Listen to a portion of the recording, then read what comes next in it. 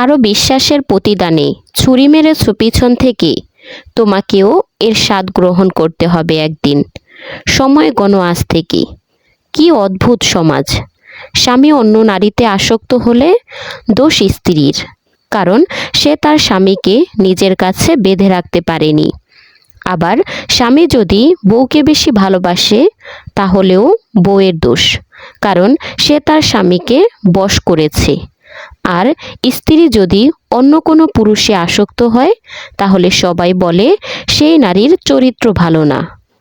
কেউ থাকে না বন্ধু, মানুষ কয়েক দিনের জন্য আসে, খুব ভালোবাসা দেখায়, তারপর চলে যায়। প্রিয় মানুষগুলো যখন মন খুলে মনের কথা বলে, তখন সত্যি নিজেকে পৃথিবীর সবচেয়ে সুখী মানুষ মনে হয়। ভোরে ওঠা খুবই ভালো, সেটা মানুষ করতে চায় না। আর রাত জাগা খুবই খারাপ, সেটাই মানুষ বেশি বেশি করে। 1 মাস মনোযোগ দিয়ে লেখাপড়া করলে নেশা হয় না, অথচ 1 মাস ধূমপান বা কোনো বাজে নেশা করলে তাতে নেশাগ্রস্ত হয়ে পড়ে। মানুষকে বাঘসিংহের সাথে তুলনা করলে খুশি হয়, আর পশু বললে রেগে যায়। তাহলে কি বাঘসিংহ পশু নয়? সবাই ভালোবেসে মানুষকে ধোঁকা দেয়। এখানে ভালোবাসার তো কোনো দোষ নেই, তবুও মানুষ ভালোবাসাকেই ঘৃণা করে। ময়লা আবর্জনা সৃষ্টি করে মানুষ, অথচ সেসব মানুষ এই ময়লা আবর্জনা পরিষ্কার করে তাদেরকেই সবাই ঘৃণা করে। গায়ের রং যেমনই হোক, ফর্সা অথবা কালো, অন্ধকারে সবাই সমান, যদি না জালো আলো। মনে রেখো, আজ তুমি যাকে কাঁদিয়ে নিজে হাসছো, ভবিষ্যতে একদিন সে হাসবে আর তুমি কাঁদবে। জীবনের একটা কঠিন বাস্তব হলো, আপনি যার জন্য কাঁদবেন সে আপনার গল্প অন্য কারো কাছে বলে হাসাহাসি করবে। কেউ আপনাকে অপমান করলে সেই অপমানের যোগ্য জবাব আপনি দিতে না পারলেও প্রকৃতি যে আপনার হয়ে জবাব দিয়ে দেয়। এক ভাইয়ের এই জীবন কাহিনী শুনে অবশ্যই বুঝতে পারবেন। সিনেমা হল থেকে বের হয়ে দেখি আমার ছাত্রী এক ছেলের সাথে হাত ধরাধরি করে বের হচ্ছে। আমাকে দেখে আমার ছাত্রী একটু চমকে গেল। পরের দিন যখন আমি আমার ছাত্রীকে পড়াতে যাই, তখন ছাত্রীর বাবা আমার শার্টের কলার ধরে বলেছিল, আমার এত সাহস কি করে হলো তার মেয়ের শরীরে হাত দেওয়ার আর বাজে ইঙ্গিত দেওয়ার। আমি অবাক হয়ে ছাত্রীর বাবার কাছে জানতে চেয়েছিলাম, আমার নামে এই নোংরা কথাটা কে বলল? ছাত্রীর বাবা আমার ডান গালে থাপ্পড় মেরে বলেছিল, এই কথাটা নাকি আমার ছাত্রী নিজেই বলেছিল। ছাত্রীর বাসা থেকে বেরিয়ে চিন্তা করতে লাগলাম, শহরের মেয়েরা স্মার্ট হয় জানি, কিন্তু এতটা স্মার্ট হয় তা জানতাম না। আমার অপরাধ ছিল, আমি আমার ছাত্রীকে তার বয়ফ্রেন্ড সহ সামনাসামনি দেখে ফেলেছিলাম। তাই আমার ছাত্রী আমার নামে তার বাবা মায়ের কাছে নোংরা একটা জিনিস বানিয়ে বলল, যাতে ওর বাবা মা আমাকে ভুল বুঝে, আর আমি ছাত্রীর নামে কিছু বললেও যেন ওরা বিশ্বাস না করে। তার কয়েক মাস পরে ইন্টারনেটে 8 মিনিটের একটা ভিডিও ভাইরাল হলো। ভিডিওটা আমার ছাত্রী ও তার বয়ফ্রেন্ডের। আমি তখন আকাশের দিকে তাকিয়ে শুধু একটা মুচকি হাসি দিলাম। আমি যে ম্যাচে থাকি সেই ম্যাচে আমি বাদে সবাই স্মার্টফোন ব্যবহার করে।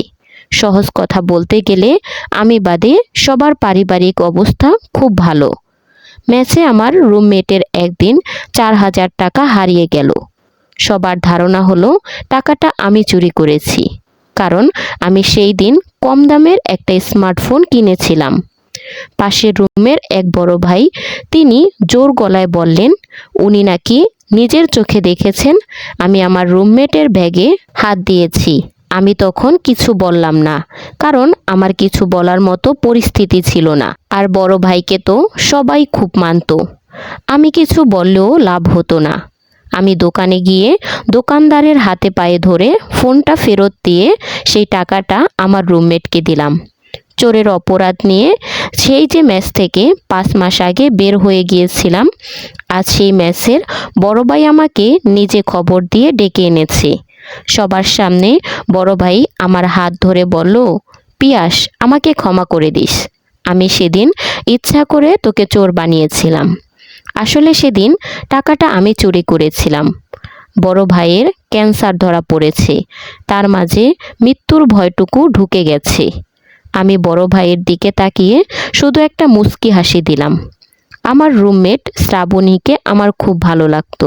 একদিন শ্রাবণী তার সামনে রাখা গ্লাসটা আমার মুখে ছুঁড়ে মেরে বলল, তোর মতো ভিখারির কি করে সাহস হয় আমাকে এসব বলার? তুই ভালো ছাত্র ছিলি দেখে তোর কাছ থেকে নোট পাওয়ার লোভে তোর সাথে বন্ধুত্ব করেছিলাম।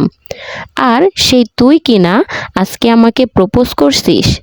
সেই শ্রাবণীর খুব বড়লোক ছেলের সাথে বিয়ে হয়েছিল, কিন্তু বিয়ের 3 মাস পর সে আজ আমার সামনে এসে বসে আছে।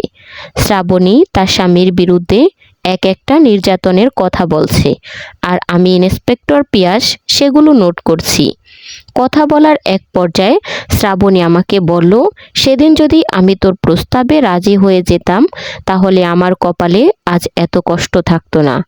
আমি কিছু না বলে শুধু নিচের দিকে তাকিয়ে মুচকি একটা হাসি দিলাম, যে হাসির অর্থ হলো, কেউ তোমার ওপর অন্যায় করলে সে তার প্রতিদান পাবেই। আসলে দুনিয়াতে মানুষ মানুষকে ক্ষমা করে দিলেও প্রকৃতি কাউকে ক্ষমা করে দেয় না। প্রকৃতি সব হিসাব করে তার প্রতিদান মানুষকে ফিরিয়ে দেয়। তো বন্ধুরা, ভিডিওটা ভালো লাগলে অবশ্যই লাইক, কমেন্ট, শেয়ার করে চ্যানেলটি সাবস্ক্রাইব করে পাশে থাকবেন। আর হ্যাঁ, নেক্সট কি রিলেটেড ভিডিও চান সেটা অবশ্যই কমেন্টে জানাবেন। দেখা হচ্ছে পরবর্তী কোনো ভিডিওতে। সেই পর্যন্ত ভালো থাকবেন, সুস্থ থাকবেন। আল্লাহ হাফেজ।